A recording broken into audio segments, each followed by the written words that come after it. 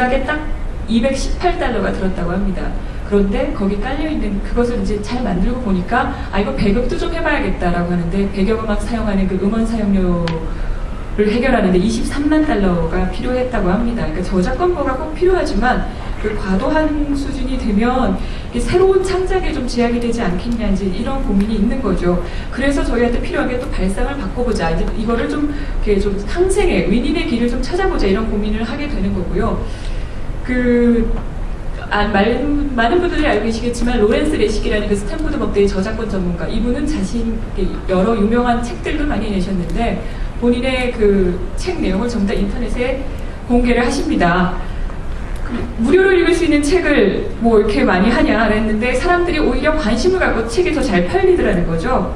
그리고 처음에 저희가 최근에 이제 미국에서는 훌루라고 그 HD급 동영상 무료로 볼 수 있는 그런 서비스도 있습니다. 수익 모델을 연구했고 같이 고민해가지고 개발해서 그런 일들이 있는데 저희도 그런 고민이 조금 더 속도를 내야 될 시점이라고 생각을 합니다.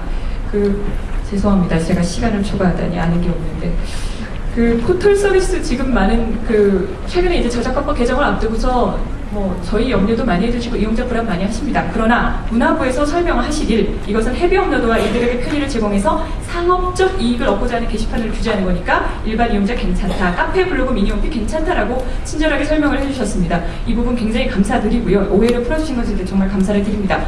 다만 삼진아버지에 대해서는 조금만 더 헤아려 주셨으면 하는 게 프랑스 위헌 판정의 배경은 결정적으로 인터넷에 대한 이용적 접근을 제한하는 판단을 할 수 있는 권한은 오로지 사법부만이 갖고 있다라고 하셨습니다.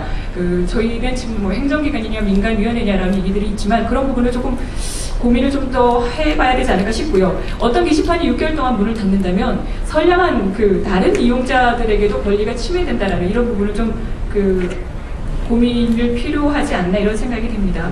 최근에 이 이슈 때문에 일부 블로거들은 해외로 이사를 가겠다 이제 이런 얘기들을 하시는데 저희 서비스 현업에서 굉장히 걱정이 많습니다.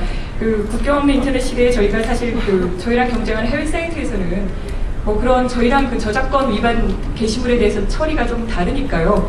아무래도 법 적용 형평성에 대해서도 고민하는 게 사실이고요. 어려운 이슈인데 정말 이런 이용자와 사업자 여러 가지 국민들에 대해서 정말 상생할 수 있는 그런 정책 방향이 계속 가지길 바랍니다. 고맙습니다.